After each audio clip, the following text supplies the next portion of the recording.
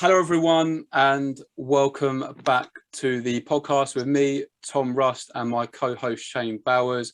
Today, delighted to be joined by Michael Ballingall. How you doing, mate? Yeah, not bad, mate. Not bad. All good. All good. Thanks for jumping on the channel. And you all right, Shane? Yeah, not too bad, mate. Glad to be back after 2 months off with the COVID. Feels like I'm a newbie again. Do you mean doing something for the first time? But I'm sure we'll be all right. Yeah, glad to have you back on board, and glad to hear you're feeling better as well. Michael, we had your son on the channel only earlier on in the month. He said he was going to go to America on March the 19th and shock the world. Firstly, massive congratulations to you, the team, everyone involved, because he's landed himself an incredible fight and an incredible opportunity. Yeah. Well, I mean, MTK Matchroom has handed it to us, so we can only thank them for giving us the opportunity to show his skills and show what he's all about on that platform. So I've just got to thank them, really. No, of course, it's a big opportunity, one that he fully deserves. Of course, being grafting away in a small hall shows and got his opportunity. Talk to me a bit about the last 12 months as well, because it's been a significant year, to say the least. I think it was this sort of time last year you got the call to go and fight in Gibraltar. Then he goes and fights in the Garden, and then of course this fight now. So for yourself, reflecting on the last 12 months, talk to us a little bit about that, how that's been for the team. Well, I mean, it's a long old journey in that, and like last year, boxing's all about opportunities, and we got the opportunity, and obviously you just got to keep winning. The Chris Congo fight, we got offered that fight, and took it straight away. It was a fight that Mikey wanted. Mikey wanted a lot of big fights. He's always wanted to be on that platform, but obviously didn't win any ABA titles or box for Great Britain or anything like that. So he's always had to try and sell himself and try and shout out to get the right fights. And I said to Mikey, you've got to call these people out. And he was calling out a handful of fighters that were on that sort of platform. And Chris Congo, give him his due, he was the one that said he's the one that wanted it. So it was amazing. Just a great opportunity. Chris Congo ducks no one, and I've got a lot of respect for him. And he is a very good fighter, and you'll see him come again, definitely. And that's where it all started. The Congo fight, you just got, no matter who you are in the world, you just got to keep winning.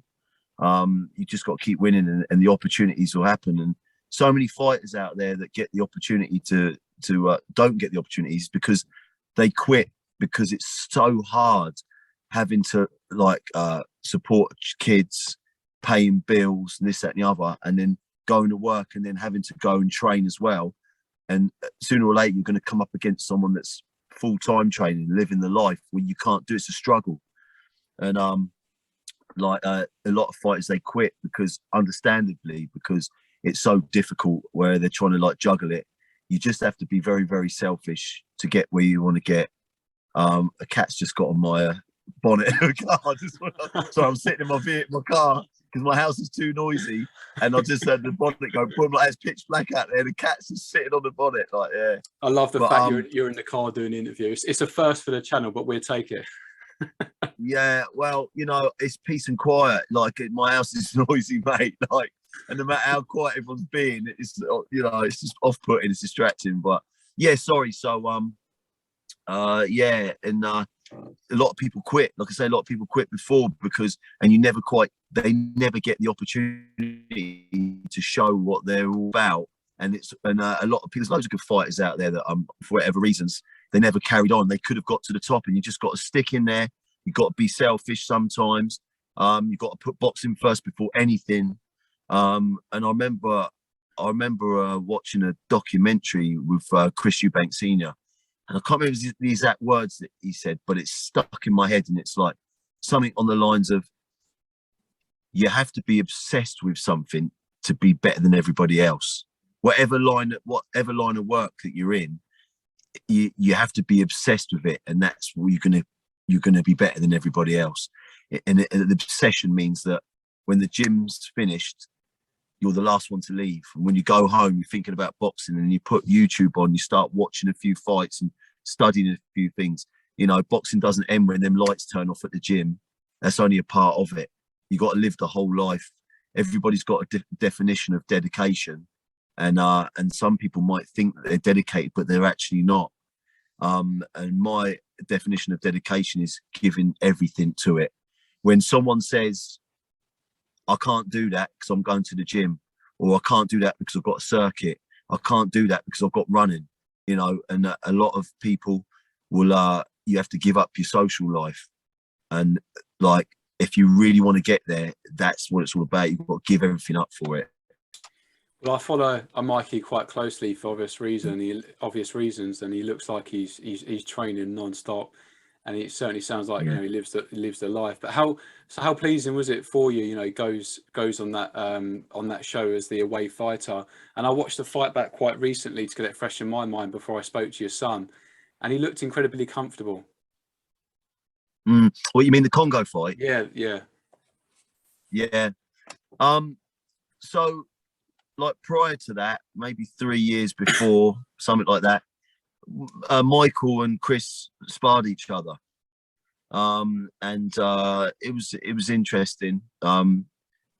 People might have two opinions of it, but we knew what our opinion was, and we just stuck to what we knew we had to do. Oops, sorry. And stuck to what we knew we had to do, and Michael came out the winner. At the end of the day, like, as far as my opinion is concerned, Chris obviously got an opportunity to fight on a big platform before we did, but against obviously a decent opponent to win that title would be Luther Clay. But Michael had stepped into the ring defending titles probably like 6 or 7 times before Chris had. So basically, it was nothing that we haven't done before. It's the same thing. It's a boxing ring. There's a title at stake. You got an unbeaten lad in front of you. He wasn't the first unbeaten lad that Mikey boxed. So the tension wasn't on us. The tension was on the other side. Like, it was just myself and the other coach that was with us at the time. And like, he had everything to, he had a lot of, what's the word?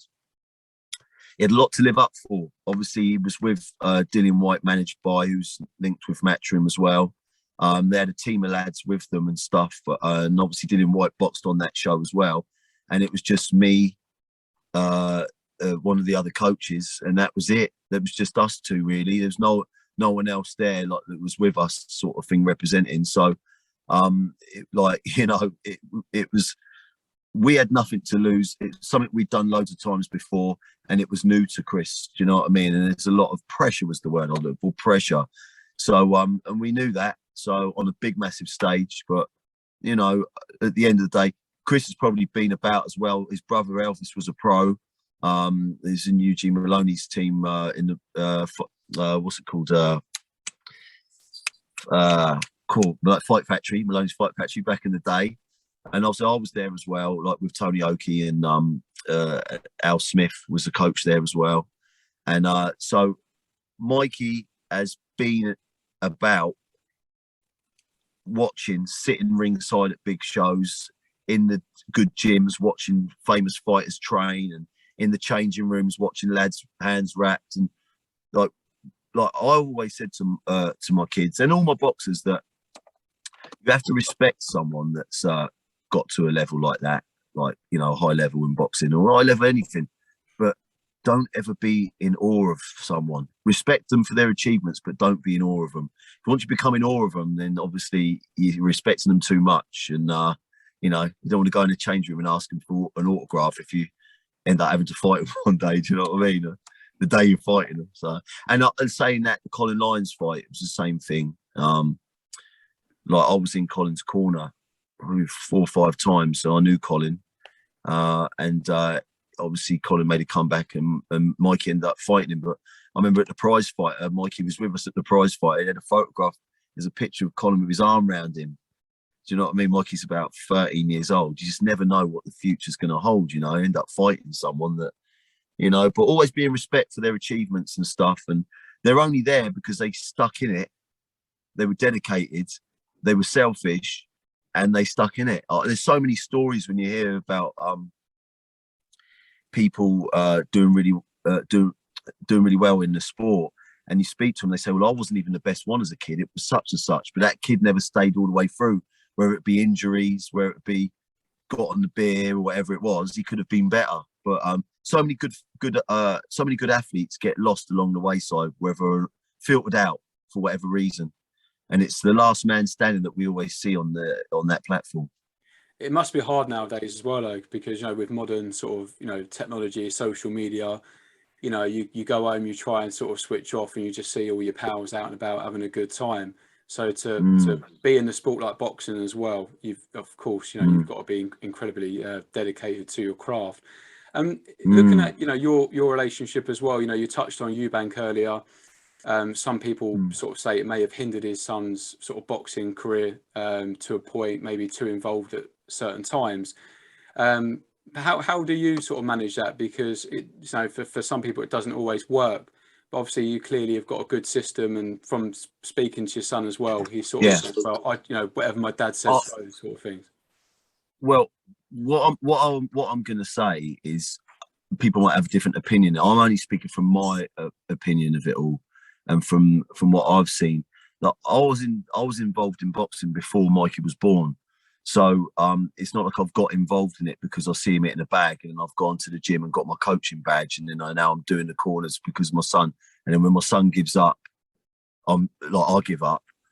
Like, I've had pro boxing champions way before Mikey was old enough to turn pro or whatever like that. So I was doing it before. It was a part of me, and obviously Mikey's got involved, and some people might say it was obvious that was going to happen. But like with myself, I mean, I might be wrong. Other people might have different opinions in it, but like, I'm always critical on my sons, always looking for the better. For instance, if, let's say, for instance, Michael had a close fight and I thought he lost it, but he got the decision on it, this is in the amateurs, I'd always say, I think you lost that, Mike. You know what I mean? I think you lost that fight, rather than go along with it. Because if you go along with something and just bum people up, then they're only going to do the same thing again, and they definitely get beat. So you always got to keep them on their toes, and you know, not saying it's like a love affair. You know, he's my son, so sometimes we do like disagree in certain things and that, but the mixture and the chemistry is good. Like, I can look at Mikey, and let's say, for instance, we're doing pads, I don't have to call things out because he can feel what I'm about to do. He can see where I'm shifting, so he knows what hand I'm going to hold up, what he's got to throw, and what I'm going to give back. So like a lot of, some of the fights that Mikey's had, people make you always hear a bit of drama, what's going on, and he's with me, and he's done this, he's done that. But like, when you hear that a fighter has left his trainer and he's with a new top famous trainer, and a lot of whoa. But to me, it's like, well, you don't know that person, do you?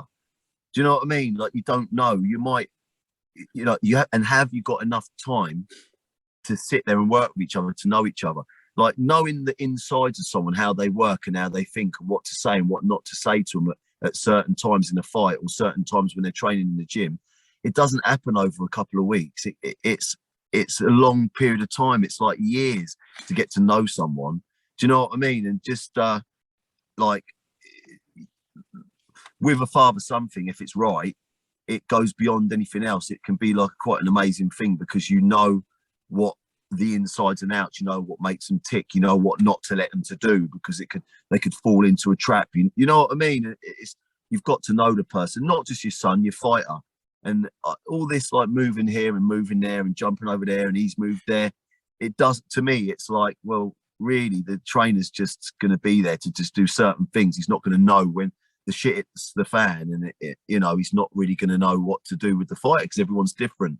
Sorry, my light's gone out again. No, I think you're right. I think, you know, you touched upon, you know, like, for example, at the moment with Joshua, there's so much speculation about him going. I think he's gone now, but, you know, unless you're in that circle, no one really knows what's going on. But you know, looking, you can't change someone, no matter the best trainer in the world.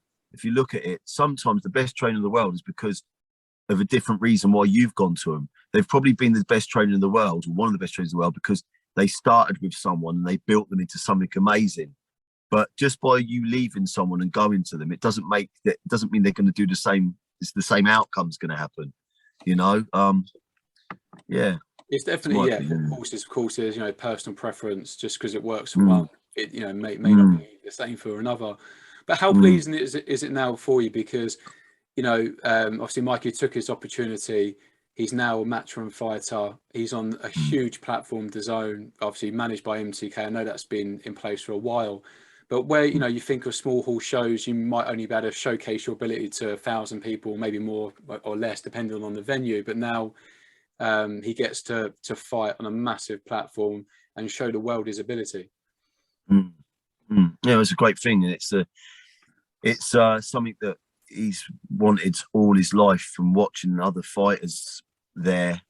That were some of them we were pretty close to, and he's there, but. It's one thing being happy about getting there, but it's another thing maintaining that, and it's the maintaining that is the issue, and that's what he knows. It's one thing being in that position where we're here now, but I'm not going to be smiling about it. You know, thank you very much, we're here, but we have to stay here, and you'll see a smile after Mikey's hands raised on the 19th, and then I'll celebrate. But we've got a hell of a job and a hell of a task in hand, and make no bones about it. Oh dear, sorry. I've got someone trying to contact me. Go away, decline. No, I was going to come on to that's right, no problem at all. I was going to come on to his mindset, because, you know, we spoke a bit on the phone last week, and as much as, you know, you're over the moon, you're delighted to get this opportunity. I suppose it's almost like, yeah, pat yourself on the back, you know, we've done well. However, now, you know, the real work starts. We've got to get down, work even harder, because it's not just about going to America to fight on the 19th. It's to go there, you know, cause another upset as the away fighter. And as Mikey said a few times, get his hand raised at the end. Mate, like, make no bones about it. Like, we're fighting probably the best prospect in the whole of world boxing. You know, I've heard someone say that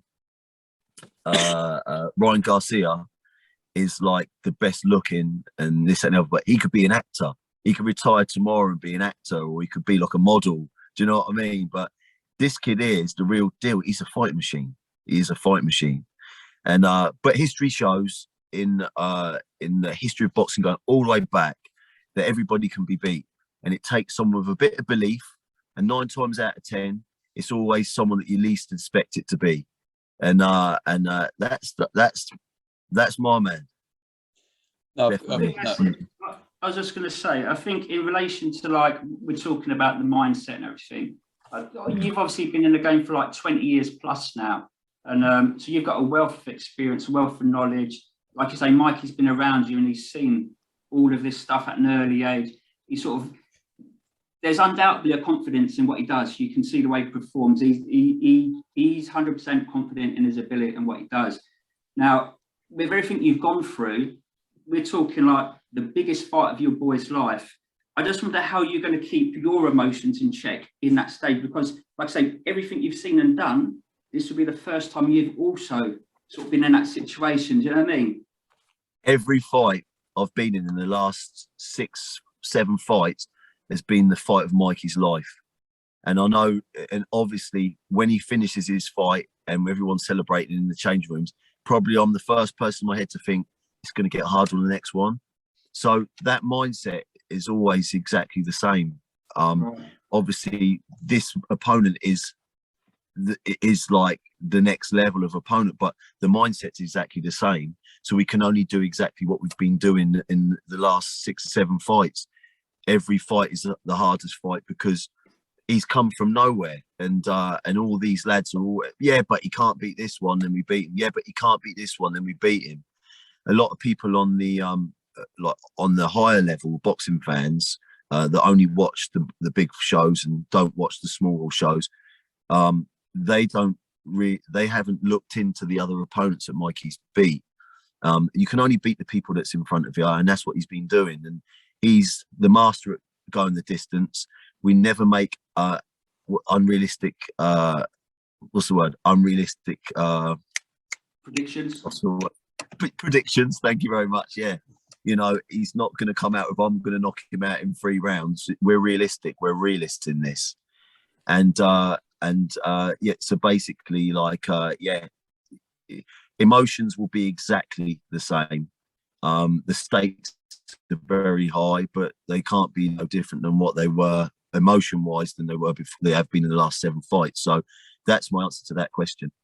Okay. Do you think this fight has come sort of later than expected through like people ducking Mikey, or is this about the right time that you expected this fight to come about? Well, you know, at the end of the day, we never expect favors. We've never been fed ice cream. You know what I mean? All this is a little bit too much. Like this, the last fight, like I think Mikey said as well, like when we went into the last fight, that was the only fight really where we were expected to win. We're walking to the ring. It's we're with the like A sides. You know what I mean? We're in the A team or the A side, and it's like, right, it's all good and it's all nice, but it's too much pressure when it's like that. We're not used to that type of thing, you know. And he did what he did, but he never knocked the lad out. But he's not going to knock the lad out. He's a boxing master, and he's got very good IQ, Mikey, and very awkward as well. So we're back with this one with the same mindset of they can't do this. They're not going to win. They're getting knocked out. We're going to America. We're going to the Lion's Den. Do you know what I mean? All this stuff, but like Mikey's the only fight that I know that I can say to him, make a phone call and go, right, I'll send him to Philadelphia. He'd just go on his own. Do you know what I mean? Like he doesn't really care about anything. Nothing phases him. He's very can be very stubborn and hard head. And he's fearless. He's fearless, but at the same time, he understands danger, and he knows how to get out and avoid danger as well. So yeah, I think that his the way that he's been brought up through boxing has been the right way. He's got the right attitude, and like they was saying a minute ago about the like the internet, social media, and this, that, and the other, and you wanted to go out with your mates and all that lot. Mikey's got a bit of the old school mentality. He's quite a good historian on old school boxing, and like I'd say I'm pretty good. Not as good as Spencer Fearon, no, but I'm pretty good. I'm pretty good with like the old style box. I love speaking to old people about things. I love listening to old stories about old boxers and stuff. And I believe that Mike Tyson, obviously, Customado had him watching the videos and the reels. And I grew up as a fan watching Mike Tyson as a kid on tapes and documentaries and things like that. And I thought, well, you know, I like the old history stuff as well. So it's all about putting that in your brain. And I think that whatever academic subject that your line of field is, you should always be understanding about how it all started, whether it be plumbing, whether it be being a doctor. Like, how did it all start? You shouldn't just be told about what's going on now. You got to understand where it's all come from and the evolution and how it's evolved from John L. Sullivan all the way up to sort of now. You know, a lot of these kids nowadays can't look past Floyd Mayweather. They don't know anyone before that. Do you know what I mean? There's so many great stories and things that when you think you're having it hard and you go, oh yeah, but I can't, oh, my legs hurt me, and oh God, I can't, you know, I can't make it to the gym because like, oh, I can't. But like, there were people back in the days that suffered so bad. Do you know what I mean? They still managed to get to the gym and train and stuff like that. We think we have things bad in our life, but whew, you know, Jack Johnson to me, oh mate, he's not saying he was my greatest fighter of all time, but what he had to go through to get into that ring, he didn't care, you know. And Mikey's got that Jack Johnson in his head, that same mentality, does not care. I was going to say, there's a lot of people out there.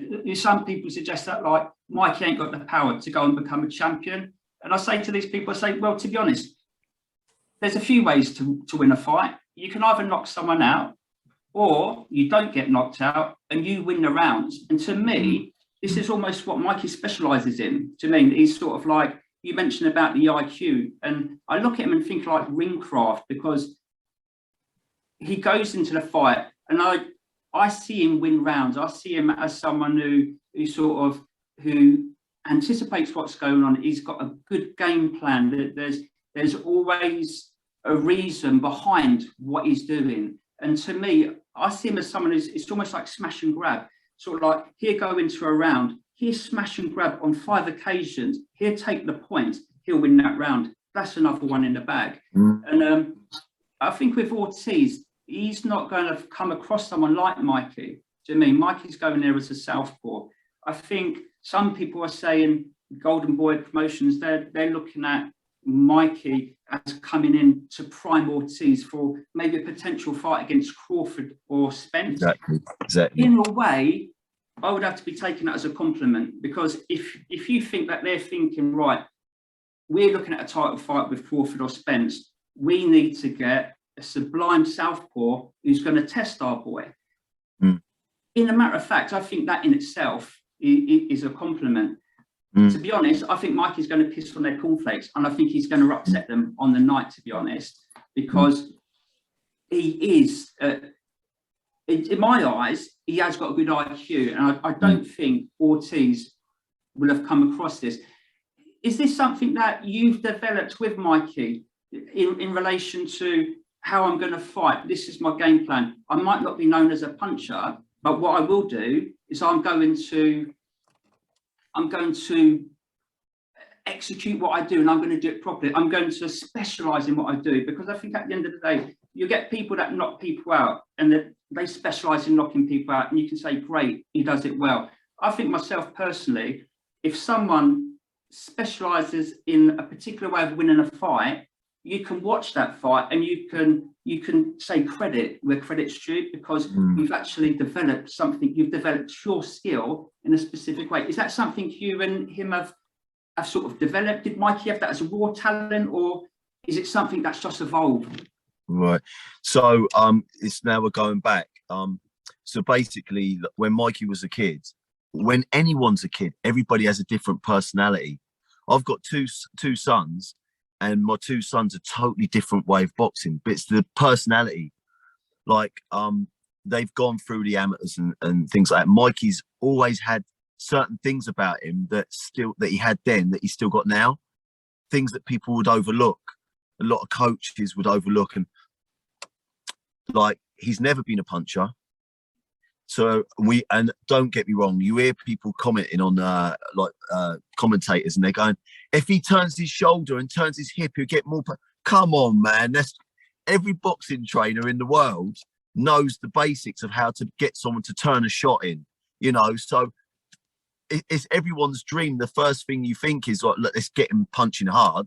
Everybody wants to punch hard. It's probably the number one thing in boxing to learn. Everybody wants to be a puncher, and everyone wants to knock out. But like, some people are born with it, some people are not. And doing strength and conditioning is going to tweak you up a bit, but it's not going to turn a non-puncher into a prolific one-punch Mike Tyson knockout artist, or Julian Jackson, someone like that. You know what I mean? It's never going to be, or Archie Moore or someone like that. You know, Ken Norton. You know, these people are born with it. They're born with it. You can teach them how to throw a punch and how to do it correctly, but you're born with the power of punch.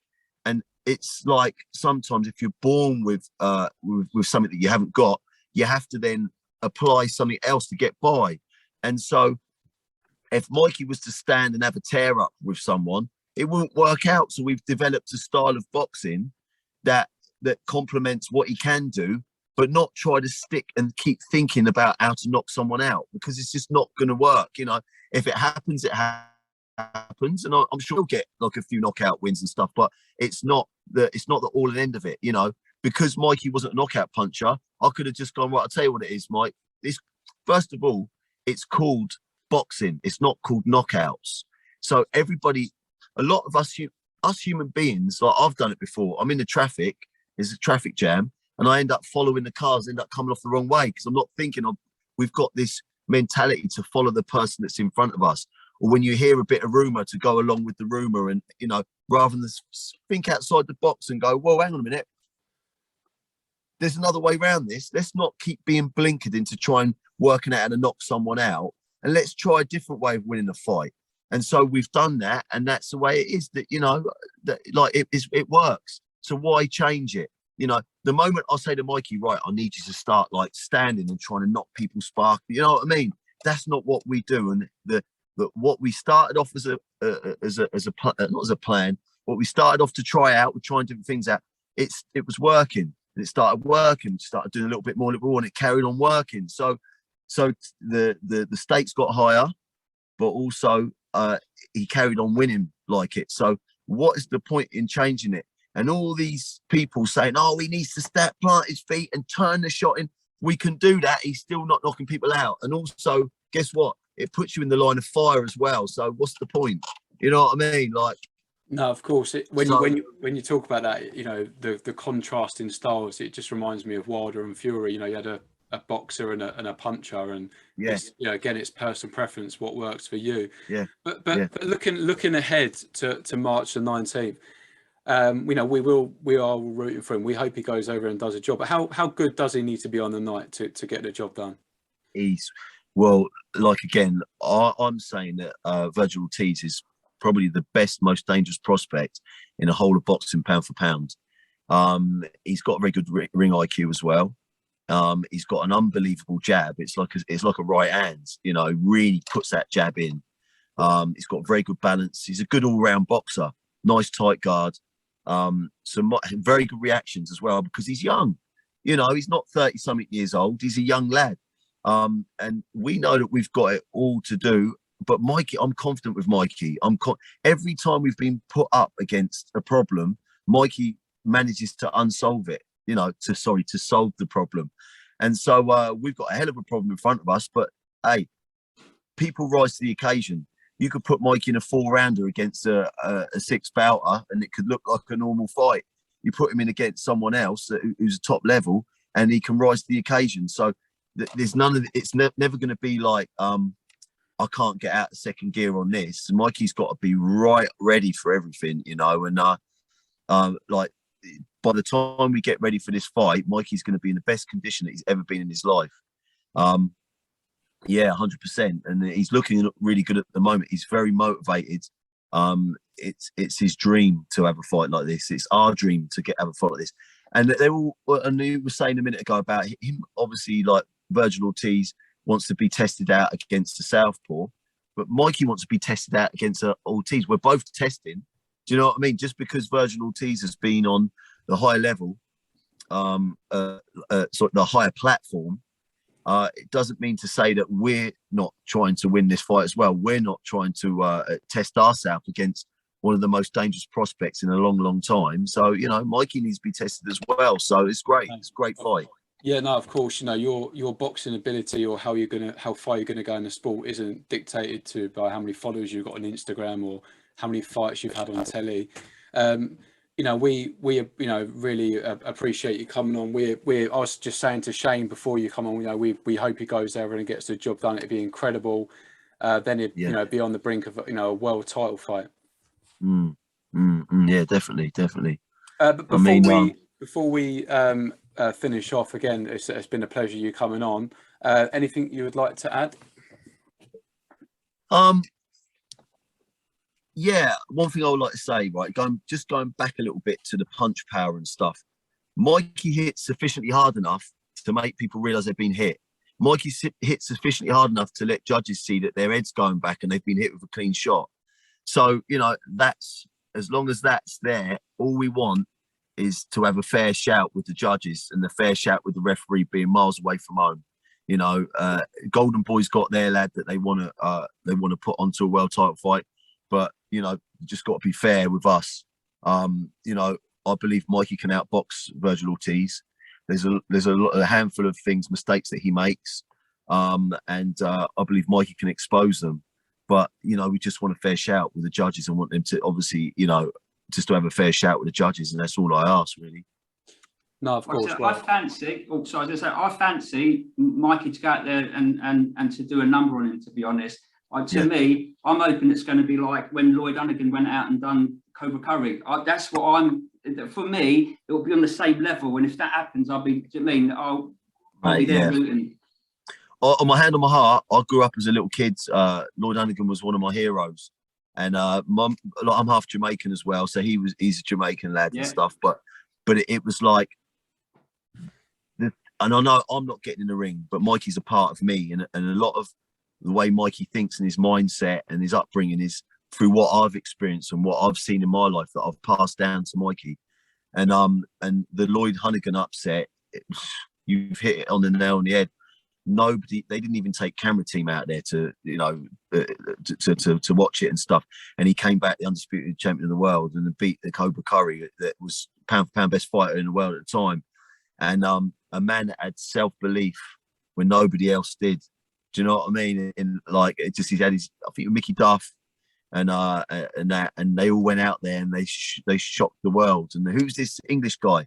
And another thing as well is, in history, the Americans and have always had sort of shunned off the British as far as boxing is concerned. Oh, this British guy's coming over. Oh, they're just this conventional European style of boxing. You know, he'd be all right for a couple of rounds, a tough guy and that, and then gets knocked out with their noses down there, ooh, like this, you know. But Mikey ain't that good. Mikey ain't like that. Do you know, he comes across like, you know, his style of boxing isn't a conventional style of boxing. He comes across with the Lloyd Hunnigan ragamuffin mentality as well. Not the same style of boxing, no, but that same mentality that, like, if you tell me I can't do it 10 times more, I'm going to prove you wrong. And as a kid, he used to do that. When he was a little kid, he used to play football, and he was a little podgy lad, and he loved the boxing, but like, he didn't want to train. This is before he was old enough to box, when he was about like 8 years old. And I said to him, look, go back and play football, because it's a hell of a lot safer. And he like, go and play football. You're not boxing. We used to do a little bit in my yards, in my house, at my yard. And he was like, no, I'm doing this. I'm going to do this. I don't care. I'm going to do this. And I used to say to him as well, like, when you've got a kid and all the other coaches and all the other parents who've got kids and that are boxing, the dream is to become the schoolboy champion. That is the dream. But I used to say to Mikey, look, this is the experience, because like, you want to be a professional boxer and win a world title. So whatever happens on the way up is experience. You know, it'd be great to be a schoolboy champion or a junior ABA champion or this, that, and the other. But like, that's not the bigger picture is the world title. The bigger picture is what you always wanted. And like, I always believed that Mikey was good enough when he got to about 16 years old. Right, everyone, just picking the podcast up. I do apologise, a couple of technical issues. We were talking about upsets in boxing and just how good Mikey's got to be come March the 19th to, you know, be the away fighter once again, but once again cause another upset. Yeah, that you've got in plan. Nothing phases Mikey, nothing phases the team. We're always got it up against us. We're always put on the B side, and we'll always come out winners. So it's nothing different. Obviously, the opponent is a next level of above everybody else. So it's all down to Mikey to be able to rise to the occasion and see if he can handle the heat at that level. I 100% believe that he can. He 100% believes that he can, and the rest of the team believes that he can. So anybody else, we can't really care. You know what I mean? What anyone speaks. And you know what?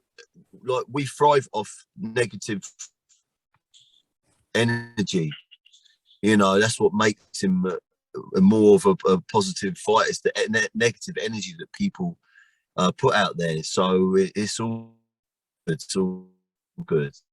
Yeah, it's just sort of coming back to sort of mindset again. You know, I think some people would sort of crumble under the pressure, but when he talks about the fight up, you know, up and coming, he says himself, you know, he belongs to be on this big stage, and nothing seems to faze him.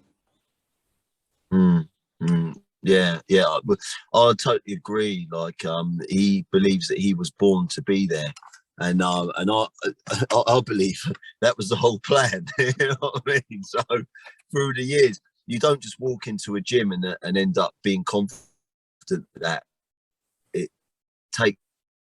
It's, you evolve into that from the beginning of a little kid walking the gym out, process of learning all the time, but his mindset like is so strong, it's unbelievable. No, of course, there's getting an opportunity, and there's definitely taking an opportunity. He was on the undercard of the Povetkin as the away fight, got the Matchroom deal, boxed so well in Eddie Hearn's back garden, and now is on the brink of changing his life. How will his life change if he goes out there and does the job in March?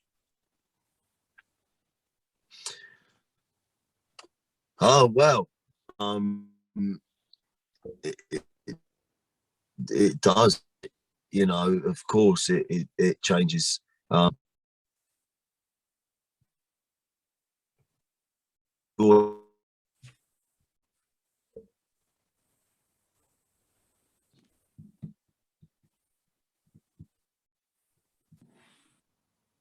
signal, I think. Hello. They start. Can you hear me? Yeah, I can hear you now. Yeah. Yeah, a lot of fighters fail because they get to a certain level when they start living the high life and stuff, and they put boxing second, and they forget about the reason how they got there. You have to keep that all the time, and people like Terence Crawford, very disciplined person, and you have to stay like that. You have to maintain it once you get there, and obviously this is the first.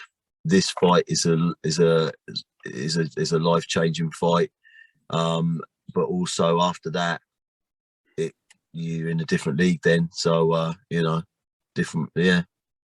Well, listen, we again are all rooting for him. We hope he goes over there and causes another upset, and sounds like he's got the whole of Portsmouth behind him as well as the rest of the country. We've got a lot of people from England as well. We spent years as a kid driving up and down different towns, sparring and things like that, and he's met a lot of people on the way. And obviously in different countries as well. He's got support. He's got a lot of support in Italy. We've been training out there as well, and and also America, because we got a lot of family. There's a hell of a lot of Mckinsons in America.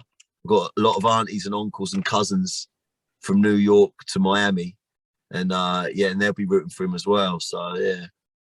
Well, let's hope he can pull it off. Shane, anything else you'd like to add, matey? I think. Oh, I was going to say, Michael. I said, like you just mentioned, Terence Crawford, and to be honest, when I look at the fighters out there, I mean, he's one that I admire a lot as a fighter, just as a technician, his ring craft, his IQ. He's got it all. I think when I look back to for instance, the Porter fight, Crawford and Porter. To me, Crawford is like a card show.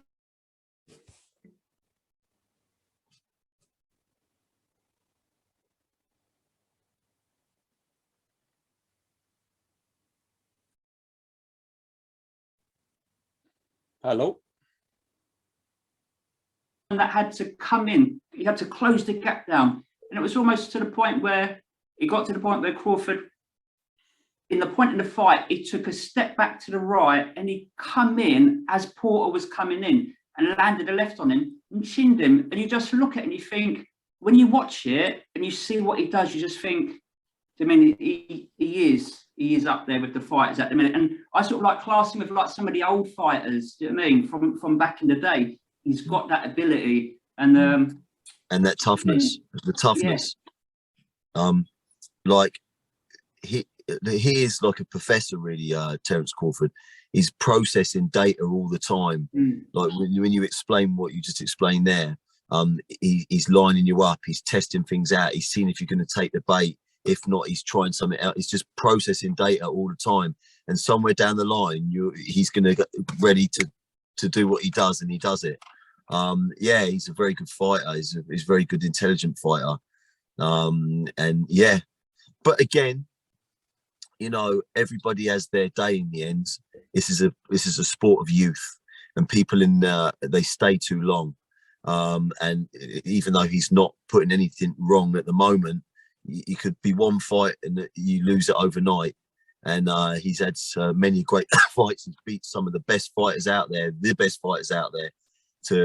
that's the reason why he reigns supreme still. But it's a sport of youth, and a lot of fighters, they stay in the game too long, and they're the last persons to realise that they haven't got it anymore. And sometimes the team will tell them they still got it because they don't want the ride to stop.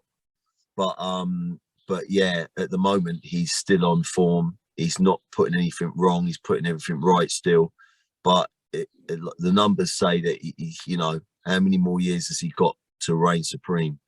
And this is what makes it hungry for fighters like Virgil Ortiz and for fighters like Michael Mckinson.